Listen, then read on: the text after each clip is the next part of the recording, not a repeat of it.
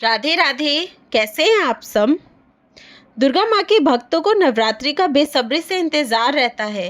पहले दिन माँ शैलपुत्री की पूजा की जाती है, वहीं दूसरे दिन माँ ब्रह्मचारिणी को समर्पित है। ब्रह्मचारिणी का मतलब ब्रह्म यानी तपस्या का आचरण करने वाली। इनका दूसरा नाम तपस्वचारिणी भी है। तो चलिए माँ ब्रह्मचारिणी की कथा का श्रवण करते हैं। पूर्व जन्म में ब्रह्मचारिणी देवी ने पर्वतों के राजा हिमालय के घर पुत्री रूप में जन्म लिया था। साथ ही नारद जी के उपदेश से भगवान शिव को पति रूप में प्राप्त करने के लिए घोर तपस्या की थी। इस कठिन तपस्या के कारण उन्हें तपस्वीचारिणी अर्थात ब्रह्मचारिणी नाम से जाना गया।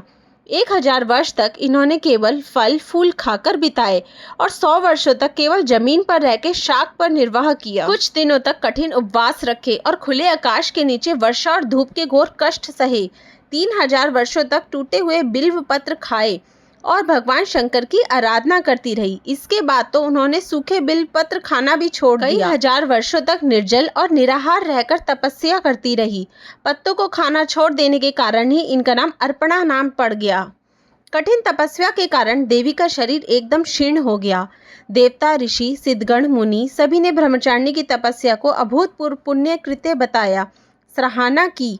कहा, हे देवी, आज तक किसी ने इस तरह की कठोर तपस्या नहीं कही। यह आपसे ही संभव थी। आपकी मनोकामना परिपूर्ण होगी और भगवान चंद्रमौली शिवजी तुम्हें पति रूप में प्राप्त होंगे। अब तपस्या छोड़कर घर लौट जाओ। जल्दी आपके पिता आपको लेने आ रहे हैं। माँ की कथा का सार यह है कि जीवन के कठिन संघर्षों में भी मन विचलित नहीं होना चाहिए। माँ ब्रह्मचारिणी देवी की कृपा से सर्व सिद्धि प्राप्त होती है। ये थे दूसरे नवरात्रे माँ ब्रह्मचारिणी की व्रत कथा। देवी माँ ब्रह्मचारिणी को गुड़हल और कमल के फूल बेहद पसंद है और इसलिए इनकी पूजा के दौरान इन्हीं फूलों को देवी माँ के चरणों में अर्पित करें। क्योंकि माँ को चीनी और मिश्री काफी पसंद है, इसलिए माँ का भोग में चीनी, मिश्री और पंचामृत का भोग लगाएं। माँ ब्रह्मचारिणियों को दूध और दूध से बने व्यंजन अति प्रिय हैं, इसलिए आप उन्हें दूध से बने व्यंजनों का भोग लगा सकते हैं। इस भोग से देवी ब्रह्मचारिणी प्रसन्न हो जाएंगी। इन्हीं चीजों का दान करने से लंबी आयु का सौभाग्य भी पाया जा सकता है। जय माता दी। राधे राधे।